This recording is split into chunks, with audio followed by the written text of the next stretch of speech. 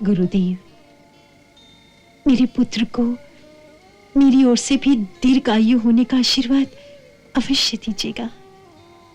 देवी, मनुष्य के लिए दीर्घायु होना ही पर्याप्त नहीं, उसको तो ऐसा आशीर्वाद दो कि उसका जन्म जिस उद्देश्य से हुआ है उसमें वो सफल हो।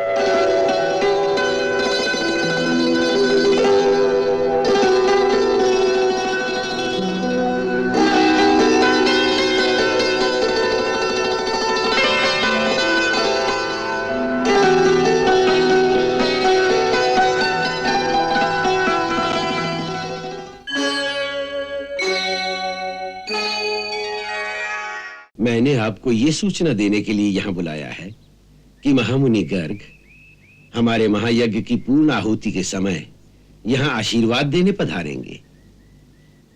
हमारी इच्छा है कि उस समय वे देवी रोहिणी के पुत्र का नामकरण संस्कार भी कर दे तो अच्छा होगा।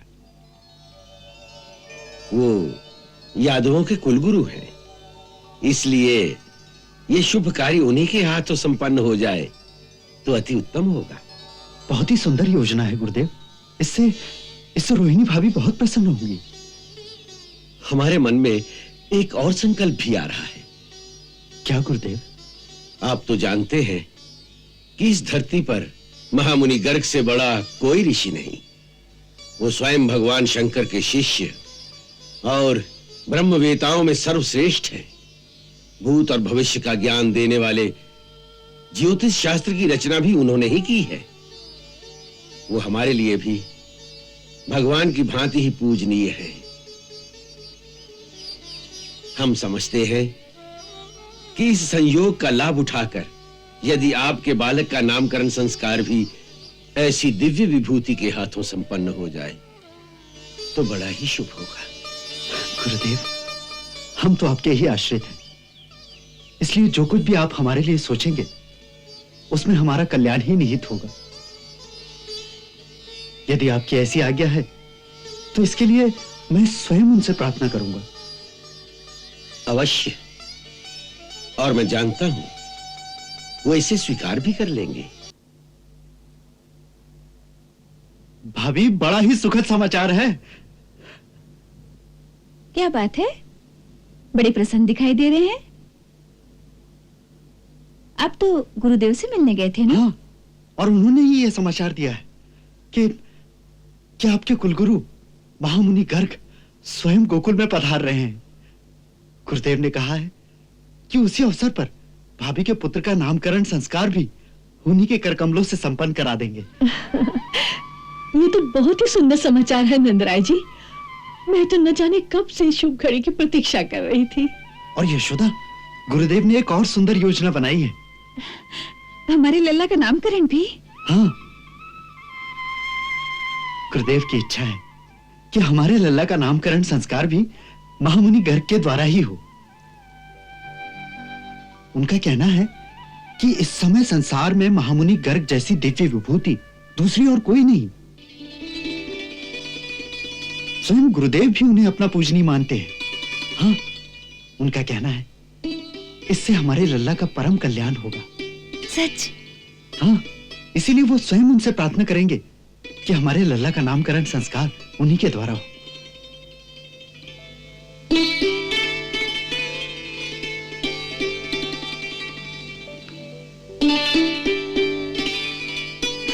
अरे लल्ला, तू कितना भाग्यवान है रे।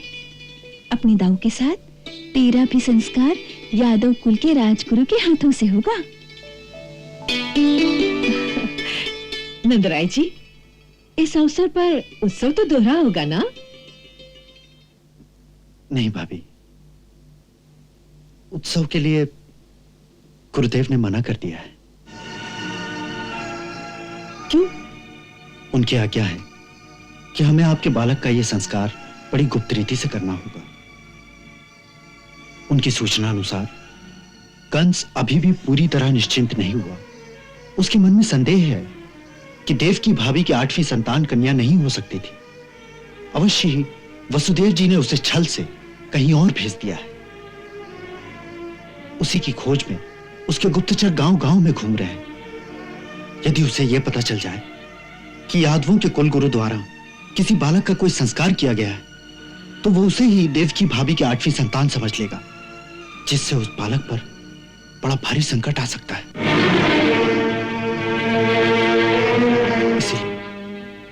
इसीलिए गुरुदेव ने ये योजना बनाई है कि आश्रम की गौशाला में दोनों बालकों का संस्कार गुप्त रीति से करा दिया जाए। हे भगवान, हे प्रभु, तू ही हम सबकी रक्षा करने वाला है।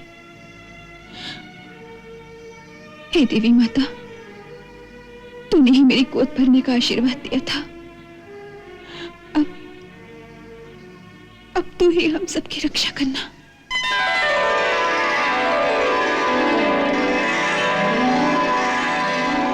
कुमार वसुदेव, जैसा मैंने आपको बताया था, मैंने महर्षि शांडिल्य को संदेशा भेज दिया है।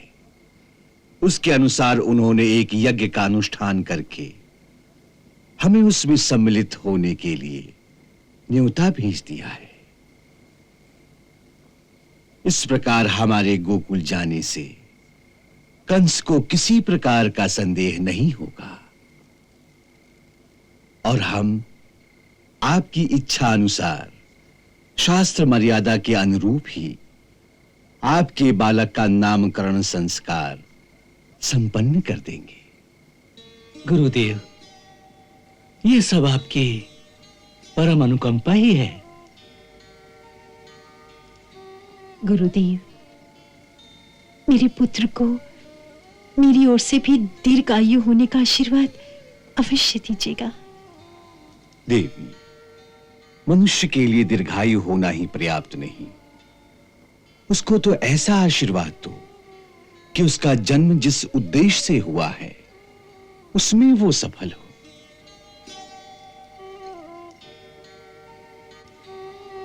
आपका कथन उचित है गुरुदेव, परंतु मां के हृदय में तो पुत्र की आयु की कामना ही सर्वप्रथम होती है। और फिर उस माता का हृदय जिसके 6 पुत्र जन्म के साथ ही काल के मुख में समा गए हो, उसके लिए तो पुत्र के जीवन के एक एक दिन का मोल केवल एक मां का हृदय ही आंक सकता है।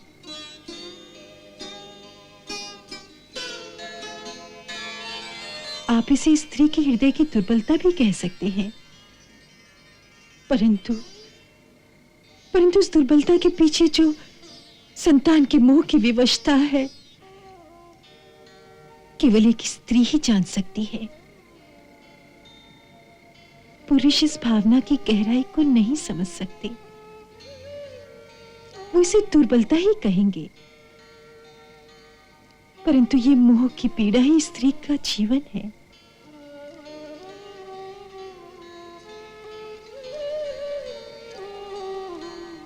नहीं देवी, हम इसे स्त्री की दुर्बलता नहीं समझते। ये जो एक माता के हृदय में प्रतिपल अपनी संतान के लिए एक मंगल कामना उभरती रहती है, वो तो निर्मल प्रेम का एक ऐसा दिव्य रूप है जो पूर्णतः निश्चल है, जो स्वार्थ रहित है, जो एक झरने की तरह निरंतर बहता रहता है। सच्चे प्रेम का ऐसा दिव्य झरना सारी सृष्टि में मां के हृदय को छोड़कर और कहीं नहीं मिलता, और इसीलिए मां का आशीर्वाद प्राणी के लिए सबसे बड़ा कवच होता है। मां का यह निश्चल प्रेम ही प्राणी की सबसे बड़ी शक्ति है। इसीलिए जो अभागा अपनी मां का तिरस्कार करता है, वो इस संसार में कभी विजयी नहीं हो सकता। सो हे देवी, हमारी बात को अन्यथा मत समझो। हम तुम्हारा ये आशीर्वाद तुम्हारी संतान तक अवश्य पहुंचा देंगे।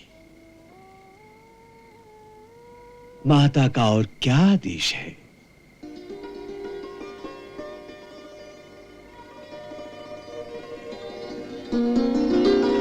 गुरुदेव, मैंने अपनी लल्ला के लिए अपने हाथ से एक रेशम का छबला बनाया है।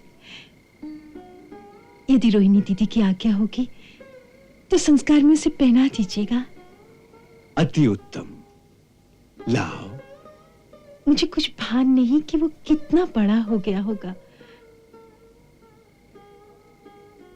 आप दिव्य दृष्टि वाले हैं, आप ही बताइए कि ये पूरा आएगा या ये? मां तो आत्मा की आंखों से ही अपने बालक को देख लेती है। मां से अधिक साधु की दृष्टि नहीं हो सकती। ये तुमने अच्छा किया जो दोनों बना दिए। दोनों मुझे दे दो।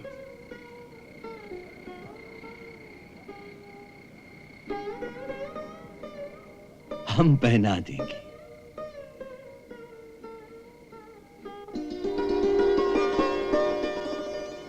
धन्य है आपकी लीला प्रभु। मां की आत्मा में भी ऐसा दिव्य ज्ञान भर देते हो कि अनजाने में भी उसके हाथों सारे कार्य ठीक ही होते हैं। मेरे गुप्तचरों ने सूचना दी है कि आज प्रातः महामुनि गर्गाचार्य यमुना नदी पार करके गोकुल गए हैं। गोकुल में? कहां? किसके पास? महर्षि शांडिल्य के आश्रम में। किस प्रयोजन से? समाचार है कि बहुत दिनों से शांडिल्य आश्रम में एक यज्ञ हो रहा था। आज उसकी पूर्ण आहुति गर्गाचार्य के द्वारा ही संपन्न होगी। यह तो साधारण बात है। महाराज, वैसे तो इन आश्रमों में इस प्रकार के यज्ञों का होना साधारण बात है, परंतु क्या? वहां गर्गाचार्य का जाना विचार योग्य बात है। अर्थात ये कि गर्गाचार्य वसुदेव के कुलगुरु हैं और पिछले कुछ दिनों में वसुदेव कई बार उनके आश्रम में जाते देखे गए हैं। फिर इसलिए सेवक के मन में एक विचार आ रहा है कि महाराज के मन में जो ये संदेह है कि वसुदेव का 8वां बालक छल से गोकुल में पहुंचा दिया गया है, तो गर्गाचार्य का वहां जाना कहीं इसी के संबंध में तो नहीं? और यदि वो बालक नंदराय का है तो उसके सारे संस्कार उन ग्वालों के कुल गुरु शांडिल्य ही करेंगे। परंतु यदि वो बालक वसुदेव का है तो वसुदेव की अवश्य यह इच्छा होगी कि उनके पुत्र के मुख्य संस्कार उनके अपने कुलगुरु गर्गाचार्य के द्वारा ही हों।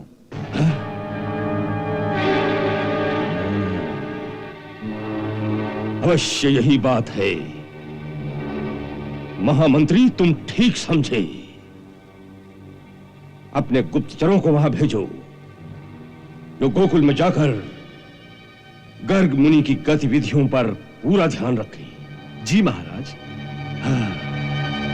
हम अभी तक जो भी करते रहे केवल एक अनुमान पर ही करते रहे, क्योंकि अभी तक पूर्ण विश्वास से तो यह कहा नहीं जा सकता कि यह वही बालक है। मुझे आशा है कि इस बार यह संदेह भी मिट जाएगा। मैंने अपने 2 विश्वस्त गुप्तचरों को शांडिल्य मुनि के आश्रम में भेज दिए हैं। वो साधु वेश धारण करके वहां सबके बीच में ऐसे घूमते रहेंगे कि किसी को पता भी नहीं चलेगा। उत्तम, अति उत्तम।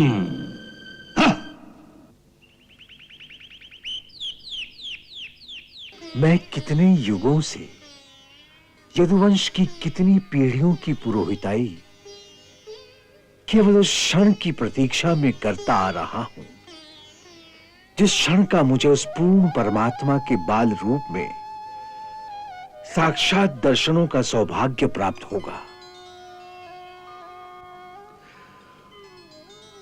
आज कितने युगों के पश्चात वो क्षण तो आ गया है, परंतु विधि की विडंबना तो देखो कि उस विराट स्वरूप का पहला संस्कार जो मेरे हाथों हो रहा है उसे मैं कितनी संकुचित अवस्था में करने पर विवश हूं। मेरे मन में युगों से एक क्षण की कल्पना ऐसी थी कि नामकरण संस्कार के अवसर पर जब मैं उस अविनाशी नाम की घोषणा करूंगा तो तीनों लोग उस नाम की प्रतिध्वनि से गुंजारित हो उठेंगे। और देखो कि आज लौकिक कर्तव्यों और सांसारिक परिस्थितियों के कारण मैं किसी गुप्त स्थान पर गुप्त रीति से अपने प्रभु का नामकरण इस प्रकार करने जा रहा हूं जैसे कोई चोरी करने जाता हो।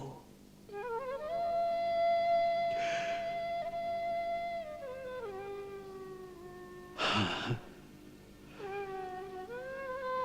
अच्छा, यही तेरी इच्छा है तो यही सही।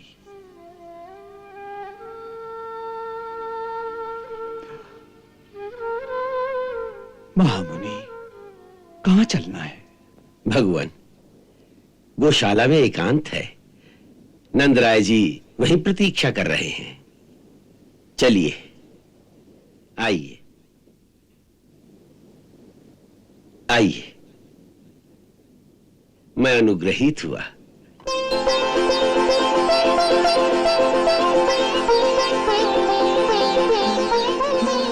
आज युगों पीछे मिले भक्त और भगवान, एक व्याकुल और एक के मुखड़े पर मुस्कान।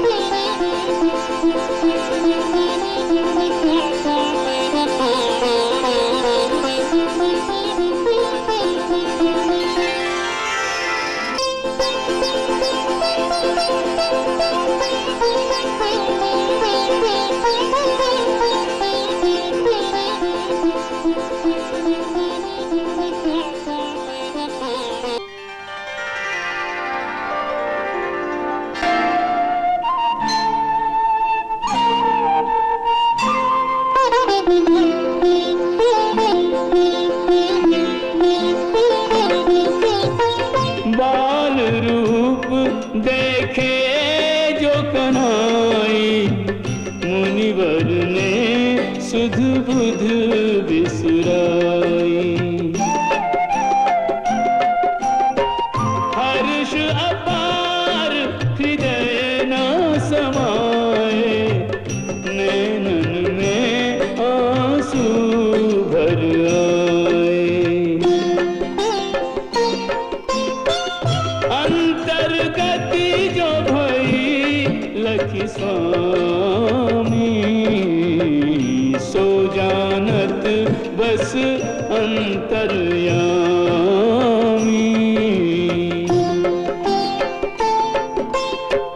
कैसे अभिनंदन करे, मुनि कछु समझ न पाओ।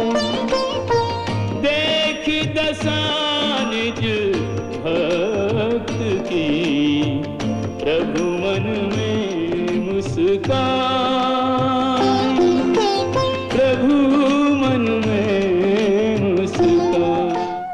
कुमार वसुदेव जी की भी यही भावना थी कि कंस को यह पता न चले कि उनकी एक संतान गोकुल में पल रही है। इसीलिए महर्षि शांडिल्य ने गोपनीय रीति से इस गुप्त स्थान पर इसका आयोजन कर दिया है। महामुनि, मेरी भी एक प्रार्थना है। कहिए। आप जैसी दिव्य विभूति का गोकुल में पधारना हम समस्त गोकुल वासियों के लिए जैसे एक आशीर्वाद है। सो इस आशीर्वाद का फल हमें मिलना ही चाहिए। इसलिए यदि आपके हाथों हमारे लल्ला का भी नामकरण संस्कार हो जाए तो हम कृतार्थ हो जाएंगे। परंतु नंदराय जी, ये अधिकार तो आपके कुलगुरु महर्षि शांडिल्य का है। सो भगवान, नंदराय जी की प्रार्थना में हमारी याचना भी सम्मिलित है। मैंने ही गोकुलपति को यह सुझाव दिया था कि यदि ये शुभ कार्य आपके कर कमलों से संपन्न हो जाए तो सर्वथा उचित और मंगलकारी होगा। सो हमारी भी यही प्रार्थना है। आप बड़े उदार हैं महामुनि। मैं होता तो ऐसा शुभ अवसर कभी न छोड़ता। फिर भी हे ब्रजेंद्र, एक बात का विचार अवश्य कर लीजिए कि सारा विश्व जानता है कि मैं यदुकुल का आचार्य हूं। सो यदि मैं तुम्हारे बालक का संस्कार करता हूं तो यह सूचना मिलते ही कंस की यह भी धारणा हो सकती है कि कदाचित यही वसुदेव जी का 8वां पुत्र है, तो बड़ा संकट भी पैदा हो सकता है। परंतु उसे पता ही कैसे चलेगा? वैसे भी हम रोहिणी पुत्र के कारण सारा कार्य बड़ी गुप्त रीति से कर रहे हैं, और फिर इस निर्जन गौशाला में मेरे सगे संबंधी गोपजन कोई भी तो नहीं। हमारे सिवा इस रहस्य को दूसरा और कोई नहीं जान पाएगा। सो आप कृपा करके केवल स्वस्ति वाचन करके ही इन दोनों बालकों का द्विजाति संस्कार कर दें तो बड़ी कृपा होगी।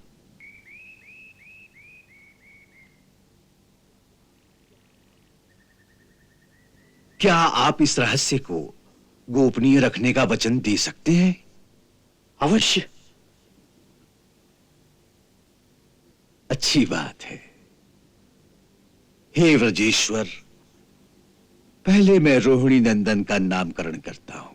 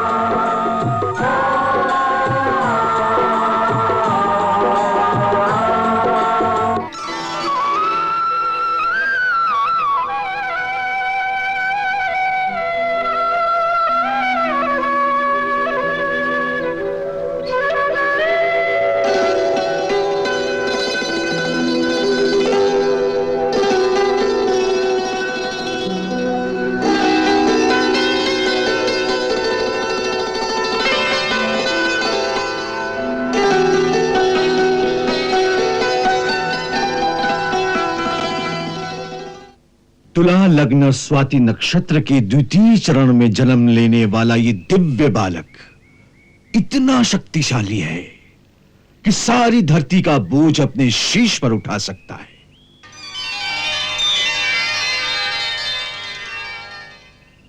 इनके अनंत गुण हैं, जिनसे ये सब मित्रों और सगे संबंधियों को अत्यंत आनंदित करेगा। सो इनका नाम होगा राम।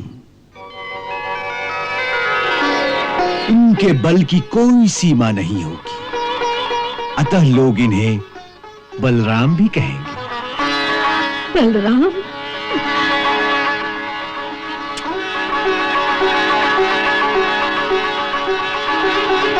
संकर्षण द्वारा रोहिणी के गर्भ में पधारे हैं, इसीलिए इनका एक नाम संकर्षण भी होगा।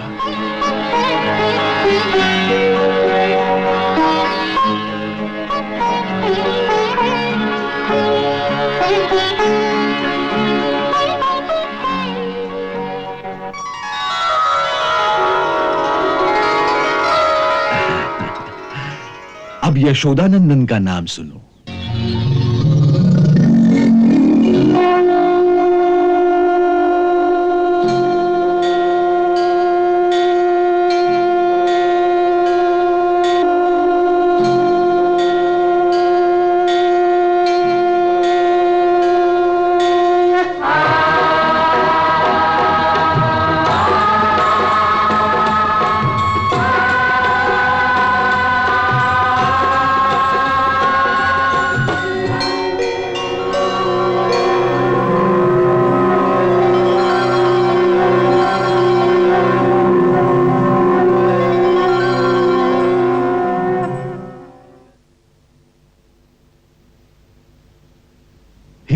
नंदराय जी, मुझे तुम्हारे शिशु के रूप में गोलोक में रहने वाले साक्षात राधिकापति भगवान श्री कृष्ण की छवि दिखाई देती है।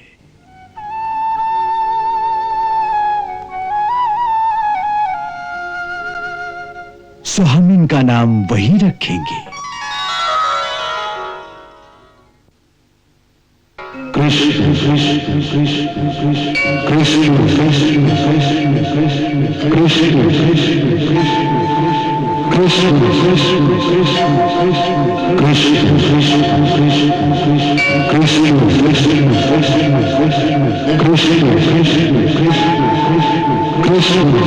कृष्ण कृष्ण कृष्ण।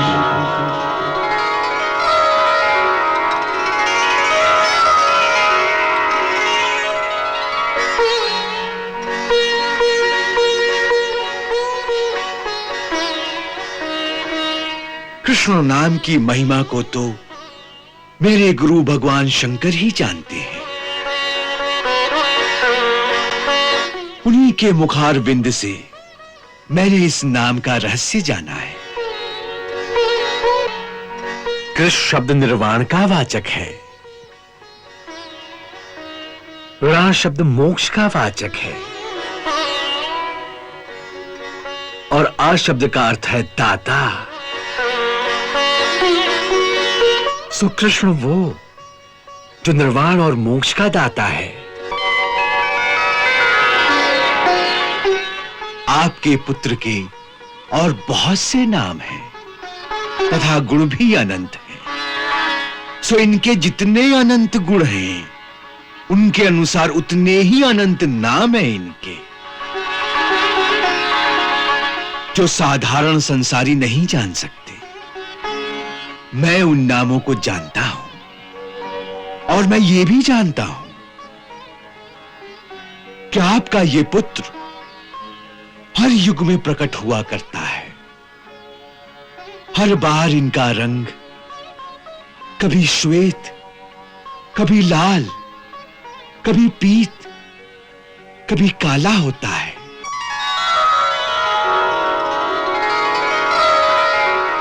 मैं और एक रहस्य की बात तुम्हें बताता हूं।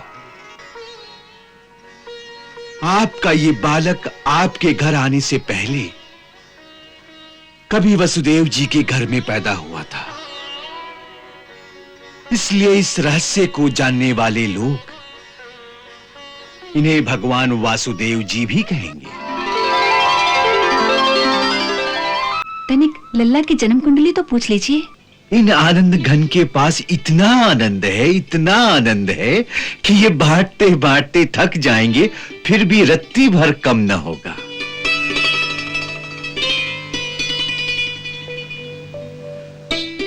आपका ये पुत्र केवल गोकुल वासियों को ही नहीं, विश्व के समस्त प्राणियों को परमानंद के सागर में निमग्न कर देगा।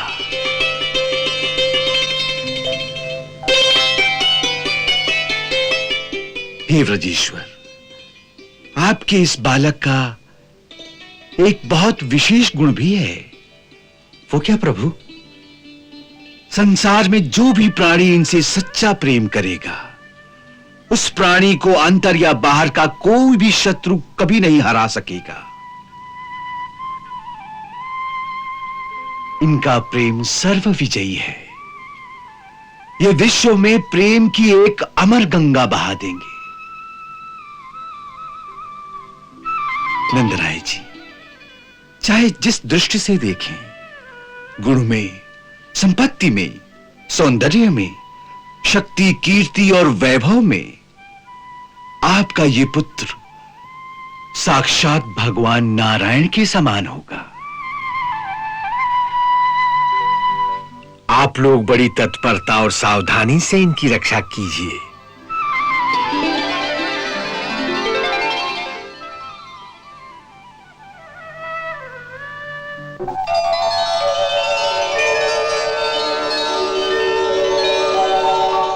हम देख रहे हैं कि इस समय आकाश में स्थित सारे देवता भी आपके भाग्य की सराहना कर रहे हैं और मेरे भाग्य की भी। क्योंकि ऐसे ऐतिहासिक क्षण संसार में बार बार नहीं आते।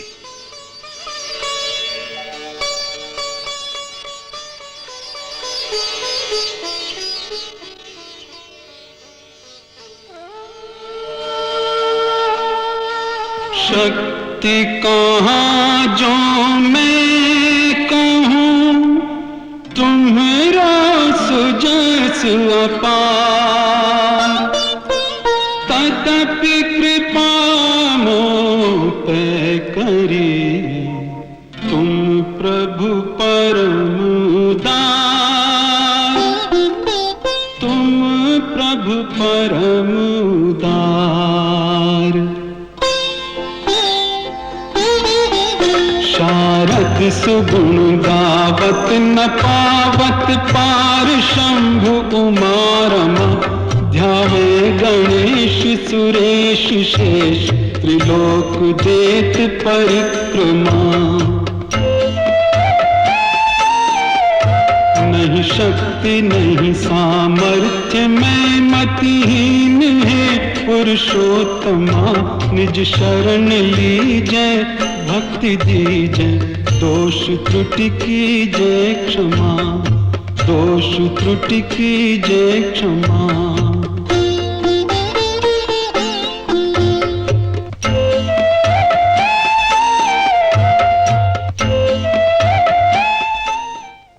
था अब तक वैकुंठ में मंगलमय जो नाम, पृथ्वी पर लाए उसे मुनिवर तुम्हें प्रणाम,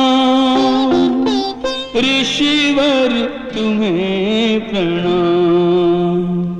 गर्ग भगीरथ बन तुम आए, कृष्ण नाम की गंगा लाए, कृष्ण नाम की गंगा लाए।